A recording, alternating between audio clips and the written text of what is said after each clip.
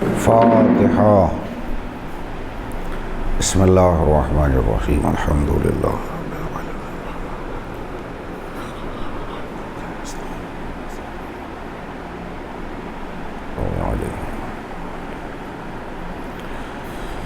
ولا حول ولا قوة إلا بالله العلي العظيم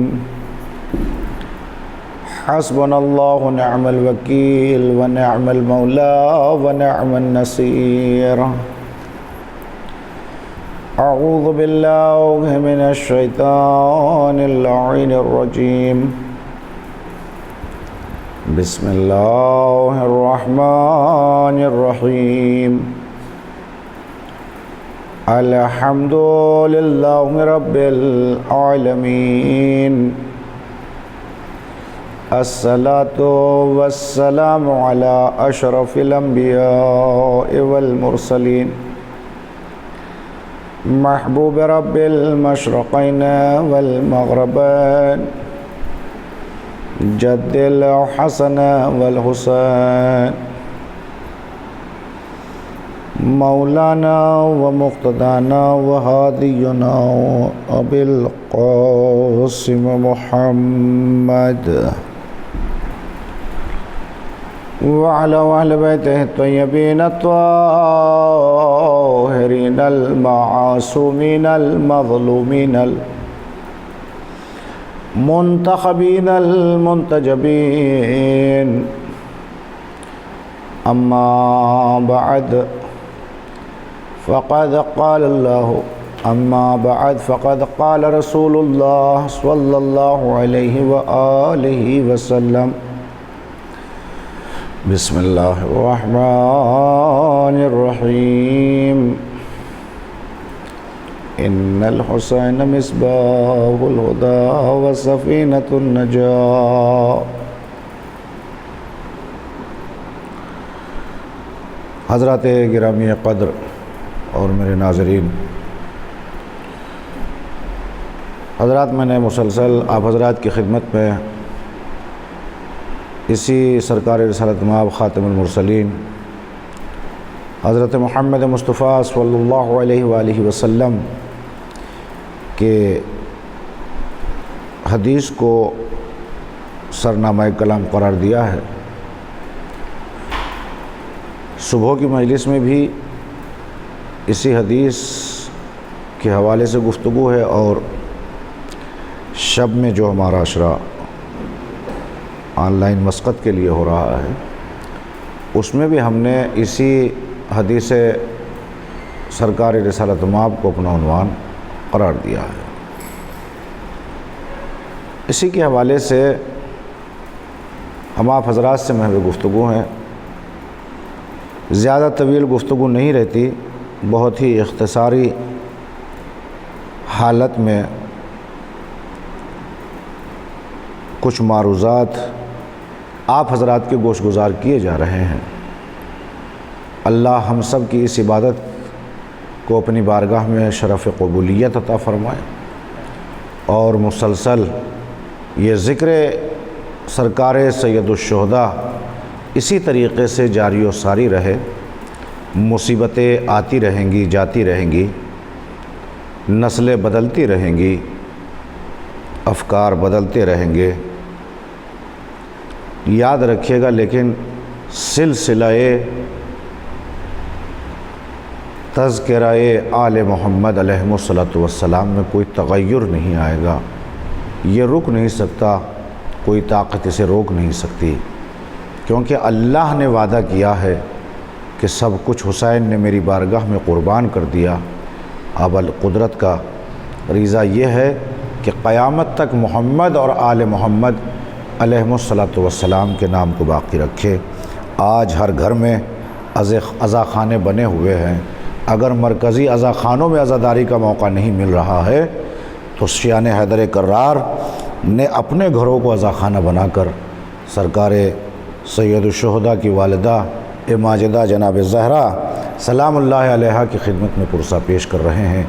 بی بی آپ حضرات کی پرسے کو قبول فرمائے۔ بہر کیف مختصر سی مجلس سے زیادہ تمہید نہ کرتے ہوئے میں آپ کی خدمت بابرکت میں عرض کروں، حضرات گرامی قدر، آج 5 محرم الاحرام ہے، 1442ویں ہجری کا یہ عشرہ محرم کہ آج ہماری یہ 5ویں تقریر ہے، 5ویں نشست ہے، جب وہ عنوان ہدایت کا چراغ امام حسین علیہ السلام ہے، کشتی نجات امام حسین علیہ السلام ہے۔ وہ فقرہ میں دہرا کر اپنی بات کا آغاز کروں۔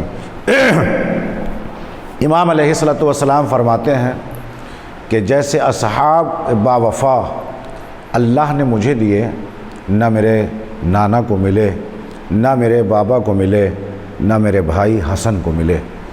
عزیزو، ایسے با وفا اصحاب جو امام حسین علیہ السلام کو ملے، ان اصحاب کے علمدار جو ہیں، جس کو قرار دیا گیا امام حسین علیہ السلام کی طرف سے، جن کو منتخب کیا گیا، وہ سرکار باب الحوائج جناب ابو الفضل العباس علیہ السلام ہے۔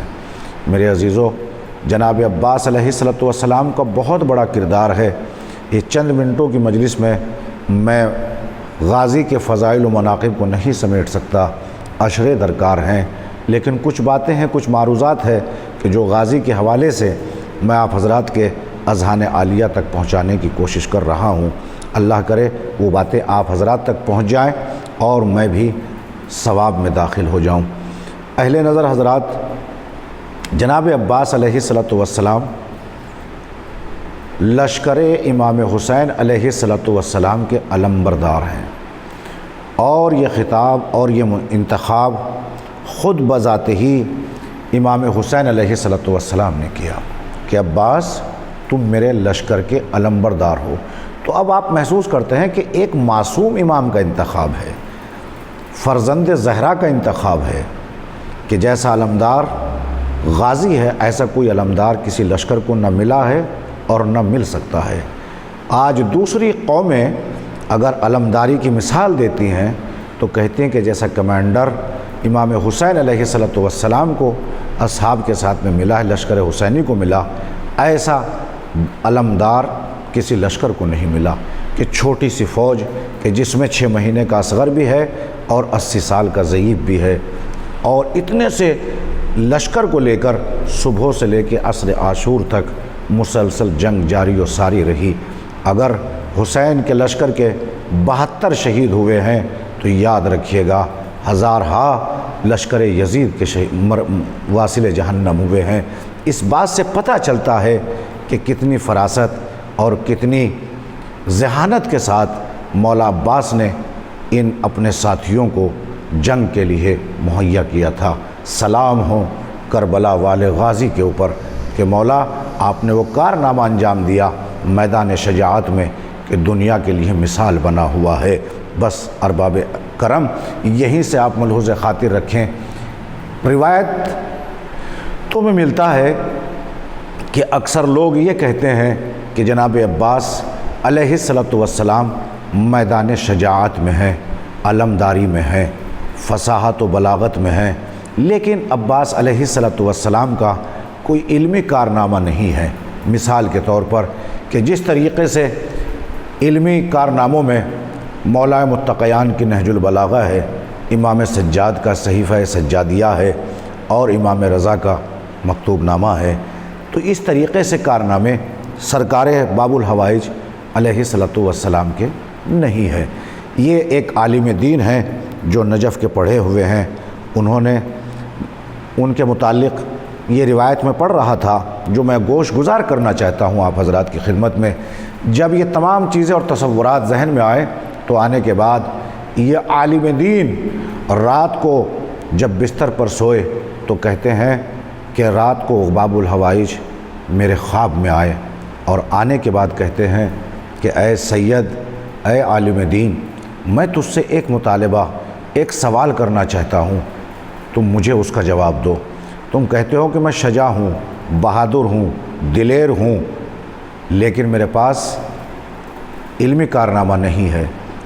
تو ایک مرتبہ غازی فرماتے ہیں کہ اے سید عالم دین، ذرا مجھے اتنا بتا کہ یہ جو تیرے پاس علم آیا ہے یہ کہاں سے آیا؟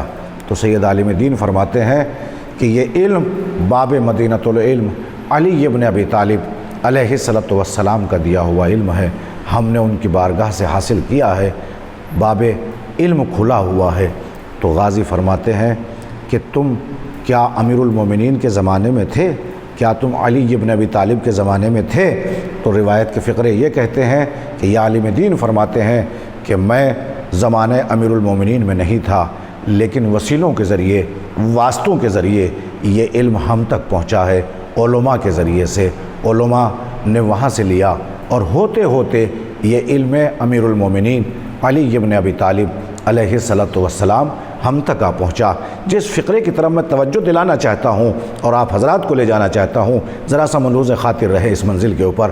جیسے ہی یہ جواب سید عالم دین نے دیا تو ایک مرتبہ غازی فرماتے ہیں کہ یا واسطوں کے ذریعے سے نسلیں گزر جانے کے بعد تم تک یہ علم آیا تو تم نے کہا یہ علم ہمیں باب مدینۃ العلم کی بارگاہ سے ملا، تو یاد رکھ اے عالم دین، میں وہ ہوں کہ جو صلب علی سے اس دنیا میں آیا۔ تمہارے پاس یہ علم جو ہے واسطوں کے ذریعے سے آیا، نسلوں کے ختم ہونے کے بعد آیا، علماء کے ذریعے سے تم تک پہنچا ہے، لیکن میں عباس وہ ہوں کہ جو صلب علی سے اس دنیا میں آیا، اور مجھے یہ علم واسطوں کے ذریعے سے نہیں ملا۔ جب میں آیا تھا تو میں نے زبان علی ابن ابی طالب کو چوسا تھا۔ لاکھوں سلام ہوں، اللہ اکبر، کتنے بڑے عالم دین۔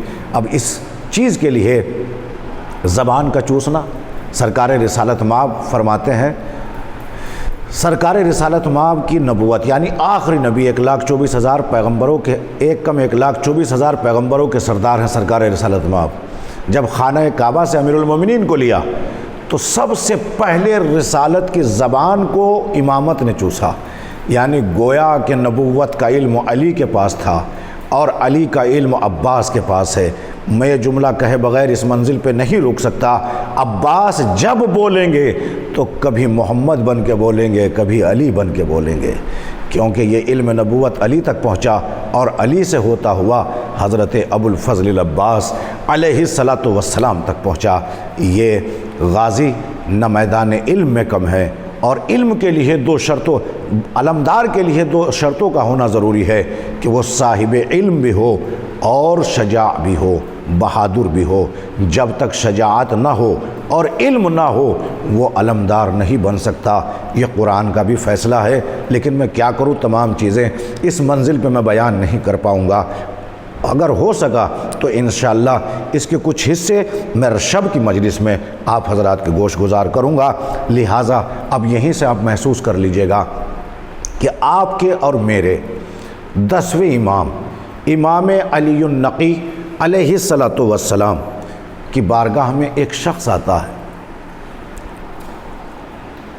جب 10ویں امام علیہ الصلوۃ والسلام کی خدمت میں ایک شخص آیا تو جناب محمد حنفیہ جو علی کے بیٹے ہیں، مولا متقیان کے فرزند محمد حنفیہ، ان کو آپ نے جنگ صفین میں بھی دیکھا ہوگا۔ دل تو چاہتا تھا کہ غازی کے صفین میں آپ کی خدمت میں عرض کرتا، لیکن بالکل موقع اور محل اور وقت مجھے بالکل اجازت نہیں دے پا رہا ہے کہ میں تفصیلات میں جاؤں۔ لیکن ہاں یاد رکھیے گا، جس چیز کو میں نے آپ کی خدمت میں اس سے قبل عرض کیا اس کے لیے میں اس واقعے کو دلیل بنا رہا ہوں۔ عزیزان محترم، ارباب اہل نظر حضرات تشریف فرما میری مجلس کو سماعت فرما رہے ہوں گے، اس منزل کو یاد رکھیے گا۔ محمد حنفیہ فرزند علی ابن ابی طالب علیہ الصلوۃ والسلام ہے۔ انہی کی نسل سے ان کے پوتے ہیں جن کا نام ہے ابی ہاشم۔ ابی ہاشم بارگاہ امام علی النقی علیہ الصلوۃ والسلام میں یہ پوتے ہیں جناب محمد حنفیہ کے کی خدمت میں بیٹھے ہوئے تھے کہ ایک شخص آیا، اور آنے کے بعد امام علی النقی علیہ الصلوۃ والسلام سے محو گفتگو ہوا۔ جب وہ چلا گیا تو ابی ہاشم کہتے مولا کیا آپ اس کی زبان جانتے ہیں؟ یہ کون تھا اور کہاں سے آیا تھا؟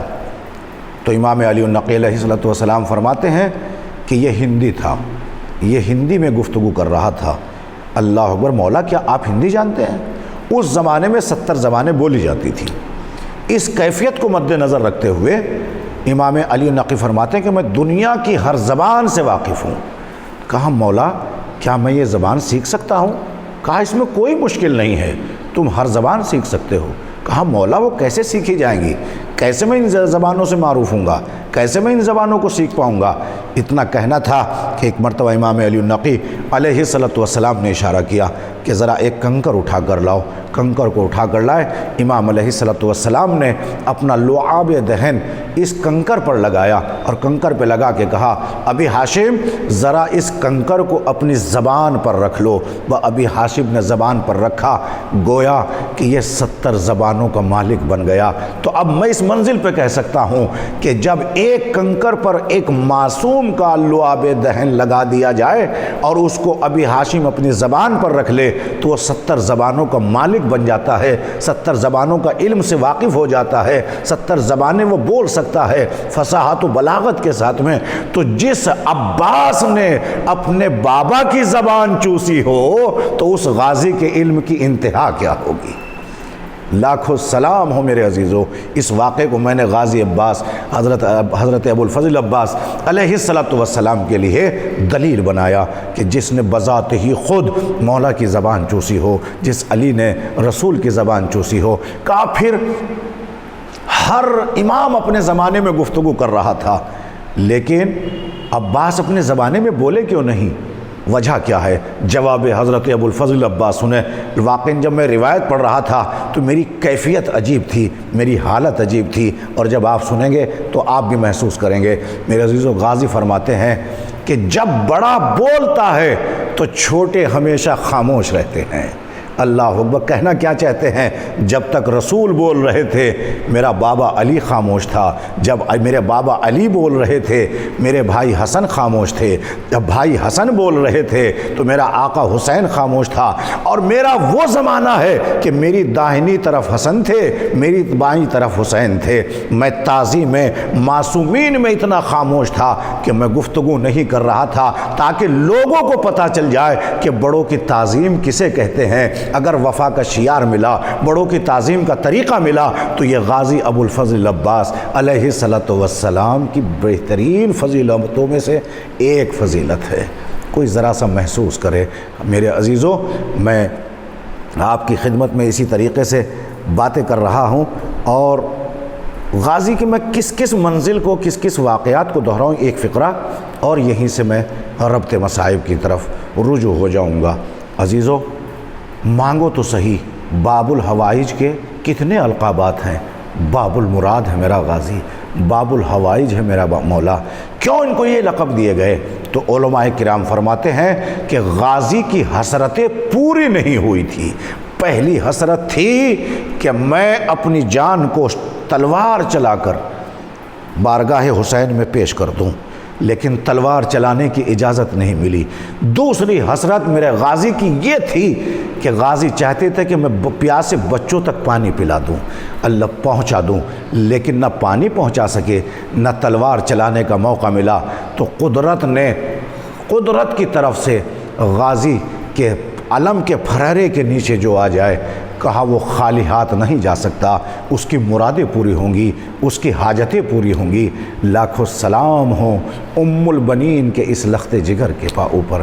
میرے عزیزو، روایت بتاتی ہے کہ ایک عالم دین اس واقعے کو نقل فرماتے ہیں کہ ایک شخص اپنی حاجتوں کا انبار لے کر چلا ہے، کہاں؟ کربلا معلیٰ۔ اسے پتا تھا کہ باب المراد ہے غازی عباس، باب الحوائج ہے غازی عباس۔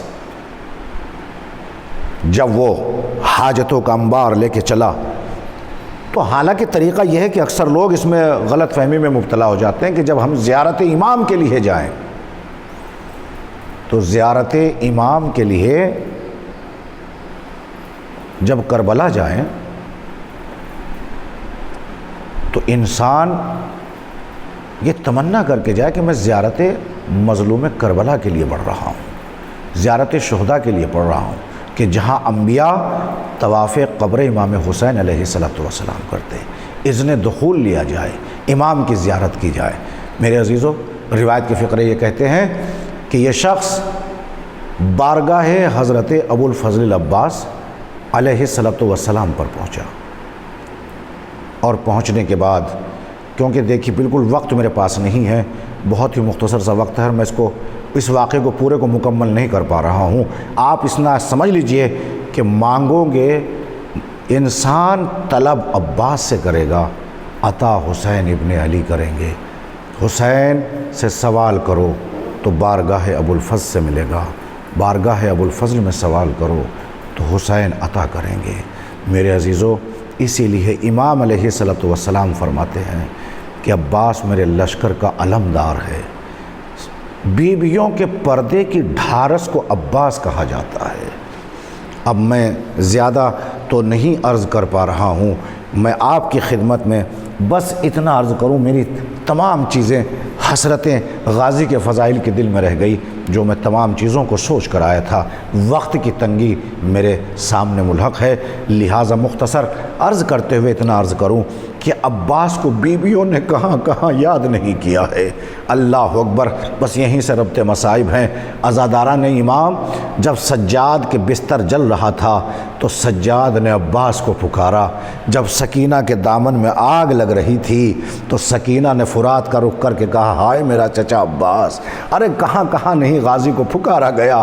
ارے جب زینب کے سر سے چادر اتر رہی تھی، زینب نے فریاد کی، ہائے میرا عباس، اگر آج میرا غازی ہوتا، آج میرے سر سے کوئی چادر نہ اتار پاتا۔ اللہ اکبر، ہر منزل پر غازی کو یاد کیا گیا۔ سکینہ کے رخسار پہ تماچا لگا تو غازی کو پکارا، چچا اگر آپ ہوتے تو میرے رخسار پہ تماچا نہ لگایا جاتا۔ ارباب اعضا، بہت مختصر کر کے شہادت کے چند فقرے عرض کرنا چاہتا ہوں۔ میرے عزیزو، غازی کو جنگ کی اجازت نہیں ملی، لیکن کیا دیکھتے ہیں غازی کہ چھوٹے چھوٹے سے بچے ہیں۔ ایک خیمے کا پردہ ہٹا کے دیکھا، جب خیمے کا پردہ ہٹا کر دیکھا، ایک چھوٹی سی بچی مشکیزے کے قریب جاتی ہے، کبھی اسے رخسار سے لگاتی ہے، کبھی لبوں سے لگاتی ہے، کبھی گردن سے لگاتی ہے، شاید کہ میرے حلقوم کو ٹھنڈک مل جائے۔ کبھی مشکیزے کو ہلا ہلا کے دیکھتی ہے، میرے عزیزوں، کہ چند قطرے آب مل جائیں، لیکن مشکیزے میں پانی کہاں تھا۔ بچے 3 دن کے بھوکے پیاسے تھے، میرے عزیزو، علی اصغر کے ہونٹ پھپڑا چکے تھے، حلق سوکھ چکا تھا۔ عزیزو، یہ تمام چیزیں دیکھ رہی ہیں۔ ایک فقرہ خدا کی قسم جب پڑھتا ہوں کبھی بھی تو بہت رونے کو دل کرتا ہے اور بدن کی کیفیت عجیب ہو جاتی ہے، اور وہ جملہ یہ ہے کہ جیسے ہی شہزادی سکینہ نے بھائی اصغر کی پیاس کو دیکھا تو سوکھا ہوا کوزہ لے کر عباس کے خیمے کا طواف کر رہی تھی۔ ایک مرتبہ لبابہ نے پوچھا، بی بی یہ ہاتھ میں کوزہ کیا ہے؟ کہا، میں یہ سوکھا ہوا کوزہ لے کر بتانا یہ چاہتی ہوں کہ میرا ماجائے علی اصغر بڑا پیاسا ہے۔ چچا اگر پانی کی سبیل نہ کی تو میرا ماجائے علی اصغر پیاسا اس دنیا سے رخصت ہو جائے گا۔ ہاں اہل نظر حضرات سماعت فرما رہے ہیں، اللہ آپ کو کوئی غم نہ دیں۔ جب غازی کے مصائب سنیں اور آنکھیں نم ہو جائیں، کیونکہ باب المراد ہے میرا مولا، باب الحوائج ہے میرا مولا، تو اپنے مرادوں کے اپنے ہاتھوں کو مرادوں کے لیے اٹھا دیا کیجئے، دعا مانگ لیا کیجئے۔ میرے عزیزو، ہر دعا مستجاب ہوتی ہے۔ غازب کے مصائب پر میرے عزیزو جب چلنے لگے تو سوکھا ہوا مشکیزہ ہے، علم ہے۔ ایک مرتبہ علامہ نقل کرتے ہیں کہ جب علم کو لے کر جناب عباس آئے ہیں تو شہزادی سکینہ سوکھا ہوا مشکیزہ لے کر آئی، اور مشکیزہ لے کر آئی تو غازی نے کہا، لاؤ علم مجھے دے دو، علم کو لاؤ مشکیزہ مجھے دے دو، میں علم میں باندھ لوں۔ جیسے یہ فقرہ کہا تو شہزادی کہتی ہے، چچا آپ کے علم میں آج مشکیزہ آپ کی بھتیجی اپنے ہاتھوں سے باندھے گی۔ عزادارو، عباس کا قد بھی طویل ہے، علم کا قد بھی طویل ہے، سکینہ 3.5 برس کی ہے۔ عباس جھکے، عباس نے علم کو جھکایا، علم کو جھکانے کے بعد ایک مرتبہ بچی نے اپنے ننھے ننھے ہاتھوں سے علم میں مشکیزے کو باندھا تو یہ منظر دیکھنے کا منظر تھا کہ عباس اتنا جھکے کہ سکینہ کے قدم تھے اور عباس کے ہاتھ تھے۔ عجب نہیں غازی نے مدینے کا رخ کر کے کہا ہوگا، اے اماں آپ نے وقت آخر کہا تھا کہ تم حسین کے غلام ہو، حسین تمہارا آقا۔ اماں دیکھو میری بھی، اماں دیکھو تو صحیح، آج آپ کے عباس کے ہاتھ ہیں اور سکینہ کے قدم ہیں۔ اللہ اکبر، میں تو آل محمد کے غلاموں میں ہوں، میں ان کے بچوں کا غلام ہوں، میں حسین کے بچوں کے خادم ہوں۔ ارباب اعضاء بس مجلس تمام ہے، آخری روایت سن لیجئے گا۔ عزادار و راوی بیان کرتا ہے کہ علم اور مشکیزے اور ایک ٹوٹے ہوئے نیزے کو لے کر عباس فرات کی طرف بڑھے۔ جب فرات کی طرف بڑھے تو ایک مرتبہ تمام بچوں کو ایک شہزادی نے کہا کہ لے دیکھو میرا چچا علم لے کر ہمارے لیے پانی کی سبیل کرنے کے لیے نکل چکا ہے۔ عزادارو، ایک مرتبہ عباس نشیب میں اترے، علم غائب ہوا تو بچوں نے سوال کیا، بی بی علم اب تک تو نظر آ رہا تھا لیکن اب علم نظر نہیں آ رہا۔ تو شہزادی فرماتی ہیں، اے بچوں، میرا چچا اب نشیب میں فرات میں سوکھے ہوئے مشکیزے کو بھر رہا ہے۔ عزادارو، وہ وقت دور نہیں تھا کہ نشیب سے پھر غازی بلندی پر آئے، بچوں کی نظر علم پر پڑی، کہا لو بچوں دیکھو میرا چچا آ رہا ہے، علم نظر آ رہا ہے۔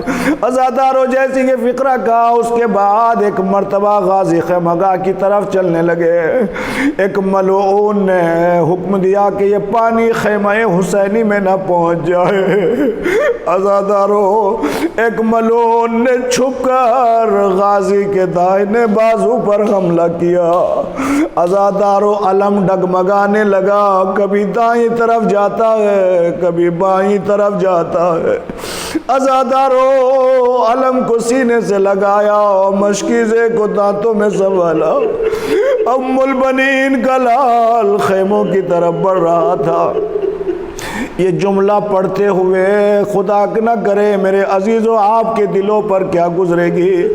ابھی عباس کا خون نہیں بہا، عباس کا خون کب بہا؟ جب مشک سکینہ میں تیر لگا۔